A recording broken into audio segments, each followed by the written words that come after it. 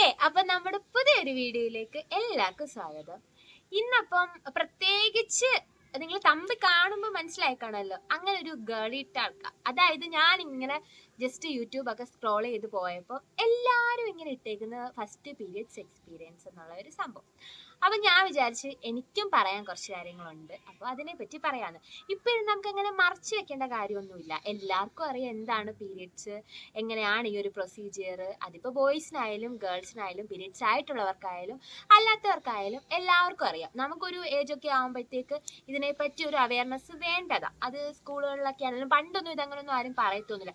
ഇപ്പോഴല്ലേ എല്ലാവർക്കും ഇതിനെപ്പറ്റി നല്ല വ്യക്തമായിട്ട് ക്രിസ്റ്റൽ ക്ലിയർ ആയിട്ട് എല്ലാവർക്കും അറിയാം. അപ്പൊ നമ്മുടെ ആ ഒരു എക്സ്പീരിയൻസ് എങ്ങനെയുണ്ടായിരുന്നു, നമ്മുടെ എൻ്റെ ആ ഒരു എക്സ്പീരിയൻസ് എങ്ങനെ ഉണ്ടായിരുന്നു എന്നുള്ള ഒരു ഇത് പറയാന്ന് പറഞ്ഞാൽ ഞാൻ വന്നത്. ഞാൻ നയൻത്തിലെന്ന് വെച്ചാൽ നമ്മൾ 10th ആവുന്ന ആ ഒരു വെക്കേഷൻ ഉണ്ടല്ലോ, 9th-10th ആവുന്ന ഒരു വെക്കേഷൻ, ആ ഒരു ടൈമിൽ ഞാൻ ഫസ്റ്റ് പീരിയഡ്സ് ആവുന്നത്. അപ്പോൾ നമ്മൾ 10th പോകുന്ന ആ ഒരു ടൈമൊക്കെ ആകുമ്പോഴത്തേക്ക് നമുക്ക് നേരത്തെ ട്യൂഷൻ സെൻറ്ററിലൊക്കെ, ഇവിടെ ട്യൂട്ടോറിലാണ് ഞാൻ പഠിച്ചത്, ക്ലാസ് വെക്കും. ക്ലാസ് വെച്ചിട്ട് രാവിലെ തൊട്ട് ചിലപ്പോൾ നമുക്ക് വൈകുന്നേരം വരെ ഇങ്ങനെ ക്ലാസ്സൊക്കെ കാണും.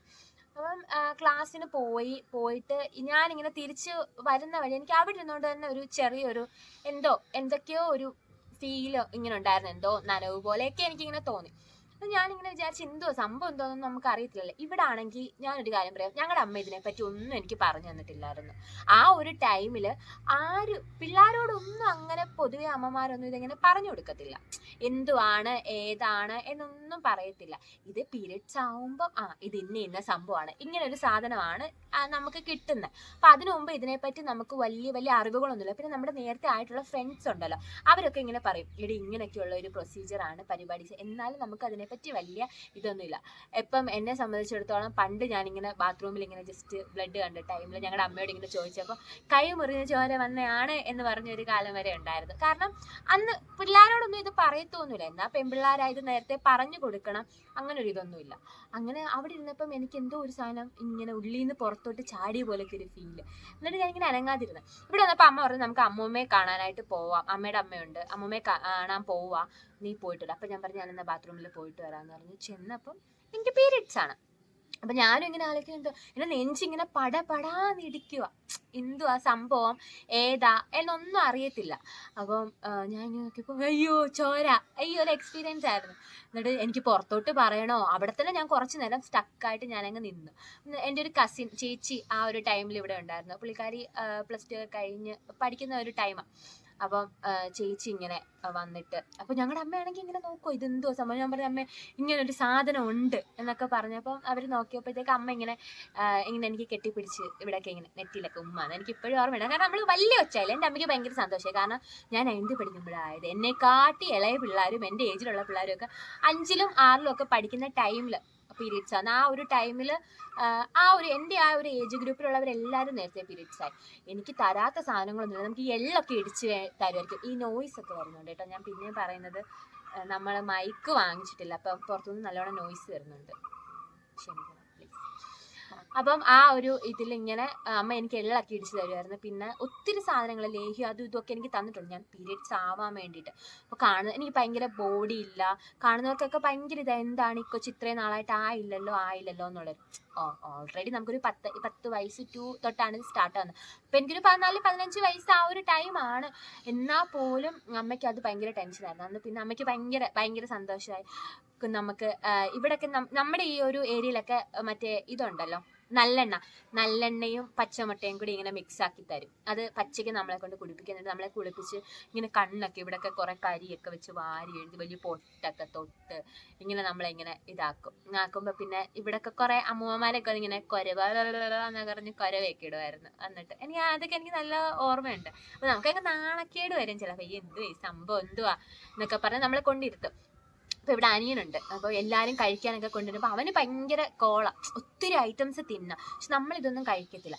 എനിക്ക് അന്ന് തൊട്ടേ ഭയങ്കര വയറുവേദന ഉള്ളത്. അപ്പോൾ എൻ്റെ അച്ഛൻ ആ ഒരു ടൈമിൽ ഇവിടെ ഇല്ല, കോഴിക്കോടാണ്. അപ്പോൾ പുള്ളി അന്ന് രാത്രിയിൽ ഇതോട്ട് ഹൽവയൊക്കെ ഹൽവ വാങ്ങിച്ചുകൊണ്ട് എന്നെ കാണാനായിട്ട് ഇങ്ങനെ വന്ന്, അപ്പോൾ അമ്മ ഇങ്ങനെ എന്നെ എഴുന്നേൽപ്പിച്ചുകൊണ്ട് കാണിച്ചതൊക്കെ എനിക്ക് ഇങ്ങനെ ഓർമ്മയുണ്ട്. രാത്രിയിലൊന്നും ഞാൻ ഉറങ്ങത്തേ ഇല്ലായിരുന്നു. ആ ഒരു ടൈമിലൊക്കെ നമുക്ക് താഴെയാണ് നമ്മൾ കിടക്കുന്നത്, കട്ടിലയിലൊന്നും നമ്മളെ കിടത്തത്തില്ല. പക്ഷെ ഇപ്പം എന്നെ സംബന്ധിച്ചോളം ഞാൻ ബെഡിലാണ് കിടക്കുന്നത്. ഇപ്പം ആ ഒരു ഇതൊന്നും ഇല്ല. പിന്നെ ഭയങ്കര രീതിക്കുള്ള ഒരു ഇതാണ്, അവിടെ തുടരുത് ഇവിടെ തുടരുത്. അതിപ്പം എല്ലായിടത്തും ആ ഒരു സംഭവം തന്നെയാണ് നിൽക്കുന്നത്. പിന്നെ നമ്മൾ ഈ ഹോസ്റ്റലിലും കാര്യങ്ങളിലൊക്കെ പോകുമ്പോൾ ഈ ഒരു കാര്യങ്ങളൊന്നും അങ്ങനെ കണ്ടിന്യൂ ചെയ്യാൻ പറ്റത്തില്ല. അപ്പം അതിലൊക്കെ കുറേ മാറ്റങ്ങൾ വന്നിട്ടുണ്ട്. എന്നാലും നമ്മൾ നമ്മുടേതായിട്ടുള്ള കുറച്ച് സിസ്റ്റങ്ങളുണ്ട്. അമ്പലത്തിൽ പോകത്തില്ല, പിന്നെ രാവിലെ എണീറ്റ് കുളിക്കും, അങ്ങനെയൊക്കെ കുറേ കാര്യങ്ങളുണ്ട്. പുതിയ തുണിയിലൊന്നും തൊടത്തില്ല, അങ്ങനെയൊക്കെയുള്ള കുറേ സിസ്റ്റംസ് ഉണ്ട്. പിന്നെ താഴെയൊന്നും ഞാൻ കിടക്കത്തില്ല കേട്ടോ, ഇപ്പം കിടക്കത്തില്ല. നമ്മൾ ഓരോരുത്തരത്തൊക്കെ പോയി അവിടെ അങ്ങനെ താഴെ കിടക്കാനുള്ള സിറ്റുവേഷൻ ഒന്നും അല്ല. ചിലയിടത്ത് ഇപ്പോഴും കഴിക്കുന്ന പ്ലേറ്റ് പോലും വേറെ, ഗ്ലാസ് പോലും വേറെ. എൻ്റെ ഫ്രണ്ട്സൊക്കെ ഇങ്ങനെ പറയുമായിരുന്നു, പീരീഡ്സ് ആവുന്ന ടൈമിൽ ഒരു മുറിയിൽ ഇങ്ങനെ അടച്ചിരിക്കും, എന്നിട്ട് ഇങ്ങനെ പ്ലേറ്റ് ഇങ്ങനെ നീക്കിയൊക്കെ ഇങ്ങനെ അതിനകത്ത് ഫുഡൊക്കെ വെച്ച് ഇങ്ങനെ തരും, എന്നിട്ട് കഴുകി അത് കമത്തി കൊടുക്കണം നമ്മൾ.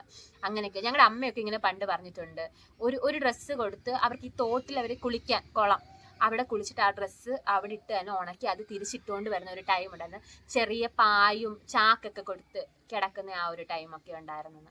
അപ്പോൾ അങ്ങനെയായിരുന്നു എൻ്റെ ഒരു പീരിയഡ്സ് എക്സ്പീരിയൻസ്. അതായത് എനിക്കൊരു ടൈം വരെ, ഞാനൊരു ഡിഗ്രി ഒക്കെ പഠിക്കുന്ന ടൈം വരെ ഈ ഒരു സിസ്റ്റം തന്നെയായിരുന്നു, താഴെയൊക്കെ കിടക്കുന്നതും പരിപാടിയൊക്കെയാണ്. പിന്നെ അങ്ങോട്ട് നമ്മൾ ഓരോരോ കാര്യങ്ങളൊക്കെ ആയിട്ട് പോയിക്കൊണ്ടിരുന്നപ്പോൾ നമുക്ക് എന്ന് വെച്ചാൽ നമ്മൾ പോകുന്ന ഒരു സ്ഥലത്ത് അങ്ങനെ ഒരു സിറ്റുവേഷൻ ആയിരിക്കത്തില്ല. ചിലപ്പോൾ താഴെ കിടക്കാൻ പറ്റിയൊരു സിറ്റുവേഷൻ ആയിരിക്കത്തില്ല, ചിലപ്പോൾ ഡ്രസ്സ് എടുത്തു തരാൻ ആരും കാണില്ല, നമ്മൾ തന്നെ എടുക്കേണ്ടി വരും. അപ്പോൾ എവിടെയാണോ ആ ഒരു സിറ്റുവേഷനായിട്ട് നമ്മൾ അഡ്ജസ്റ്റബിൾ ആയി പോകും. പിന്നെ വീട്ടിൽ വരുമ്പോൾ പിന്നെ ആ ഒരു സിസ്റ്റംസ് ഒക്കെ ചിലതൊക്കെ നമ്മളങ്ങനെ പാലിച്ചു പോകും. പിന്നെ ഞാനിപ്പോൾ ഇത് പറയാൻ കാരണം എന്ന് വെച്ചാൽ നമ്മളിത് ആരിലൊന്നും അങ്ങനെ മറച്ചു വെക്കേണ്ട കാര്യമില്ല. നാളെ എനിക്കൊരു കൊച്ചുണ്ടായാലും നേരത്തെ പറഞ്ഞു കൊടുക്കണം, ഇങ്ങനെയൊക്കെയുള്ളൊരു രീതിയിലാണ്. ഇപ്പോഴായാലും ഞാൻ ഇങ്ങനെ കാണത്തില്ല, പിള്ളേരിൽ നിന്നൊക്കെ ഇതിങ്ങനെ ഹൈഡ് ചെയ്ത് വെക്കും, പാഡൊക്കെ ഇങ്ങനെ ഹൈഡ് ചെയ്ത് വെക്കുന്ന പല സ്ഥലങ്ങളും ഉണ്ട്. എന്തിനാണ് അങ്ങനെ? ഇതിപ്പം കപ്പ് വരെ യൂസ് ചെയ്യുന്ന ഒരു ടൈമിലോട്ടൊക്കെ വന്നേക്കുവാണ്. എല്ലാവർക്കും, പിള്ളേർക്കും പെൺപിള്ളേർക്കും ഒക്കെ ഇതിനെപ്പറ്റി നല്ലോണം അറിയാവുന്ന ഒരു ടൈമാണ്. സ്കൂളിലായാലും പണ്ടിങ്ങനെ ടീച്ചർമാരോടൊക്കെ നമ്മൾ പീരീഡ്സ് എന്ന് പറയുമ്പോൾ ടീച്ചർമാരൊക്കെ എന്നൊക്കെ പറഞ്ഞിങ്ങനെ ഒളിച്ചു വെക്കും, ആരോടും പറയത്തും എടുക്കത്തൊന്നുമില്ല, ഭയങ്കര ഇതായിട്ട് വേറൊരു പിള്ളേരോട് പറയത്തില്ല. അപ്പം അതിൽ നിന്നൊക്കെ ഇപ്പോൾ ഒത്തിരി മാറ്റം വന്നിട്ടുണ്ട്. കടയിൽ പോയി പാഡൊക്കെ ഇങ്ങനെ ഒളിച്ചു വാങ്ങിക്കുന്ന ഒരു ടൈം ഉണ്ടായിരുന്നു. ഇപ്പം അതൊന്നും ഇല്ല, ഇതപ്പോൾ ഭയങ്കര ഫ്രീ ആണ്. അപ്പം എനിക്ക് വന്ന ഒരു എക്സ്പീരിയൻസ്, ഞാനിങ്ങനെ വിചാരിച്ചു എൻ്റെ ഉള്ളിൽ നിന്ന് എന്താണ് ഈ ഒരു സാധനം, ഇങ്ങനെ ക്ലോട്ടായിട്ടാണ് വന്നത്. എന്തോ ഒരു സാധനം പെട്ടെന്ന് ചാടി പുറത്തോട്ട് വന്ന്, ഇത് എന്തുവാന്ന് എനിക്കും അറിയത്തില്ല, ഭയങ്കര ഇത്. പിന്നെ ചിലരൊക്കെ ഇങ്ങനെ പണ്ടില്ല ഷോർട്ട് ഫിലിമിലൊക്കെ പറയുന്നത്, ഇനി അവിടെ കാണാൻ എന്തെങ്കിലും ക്യാൻസർ ആണോ, അല്ലെങ്കിൽ എന്തെങ്കിലും നമ്മുടെ ചന്തിയൊക്കെ മുറിച്ചിട്ട് വന്നതാണോ, അങ്ങനെയൊക്കെ പറയും. അല്ലെങ്കിൽ പിന്നെ എന്താണ് ആ കുരു പൊട്ടിയിട്ട് വന്നതാണോ, അല്ലെങ്കിൽ ഇതുകൊണ്ട് ഞാൻ മരിച്ചു പോവോ എന്നൊക്കെ ഒത്തിരി ചിന്തകൾ, പലമാതിരി ചിന്തകൾ നമുക്ക് ആ ഒരു ടൈമിൽ വരും. കാരണം നമുക്ക് അതിനെപ്പറ്റി ഒരു അവയർനെസ് ഇല്ലാത്തത് കൊണ്ടാണ്. നേരത്തെ നമുക്കിത് പറഞ്ഞു തരണം, ഇന്ന ഒരു ടൈം ആകുമ്പോഴേക്കും നമുക്ക് പീരീഡ്സ് ആവും, ഇതാണ് പ്രൊസീജിയർ, ഇങ്ങനെ ഒരു പ്രൊസീജിയറിലൂടെയാണ് ഇത് പോകുന്നത്, പെയിൻ കാണും, ബ്ലഡ് വരും, അങ്ങനെയുള്ളവർ. അല്ലാതെ എന്നെപ്പോലെ ഇത് തട്ടിട്ട് അയ്യോ ചോര എന്നുള്ള ഒരു രീതിക്ക് ആർക്കും വരരുത്. അപ്പോൾ ഇപ്പൊ എല്ലാവർക്കും ഇതിനെപ്പറ്റിയൊക്കെ അറിയാം. അപ്പം ഞാൻ ജസ്റ്റ് ഇങ്ങനെ ഒരു വീഡിയോ ചെയ്തെന്ന് പറയാം. ഞാനിങ്ങനെ കണ്ടു ഒത്തിരി പേര് അവരുടെ ഒരു പീരിയഡ്സ് എക്സ്പീരിയൻസും കാര്യങ്ങളും ഒക്കെ ഇങ്ങനെ പറഞ്ഞേക്കുന്നു.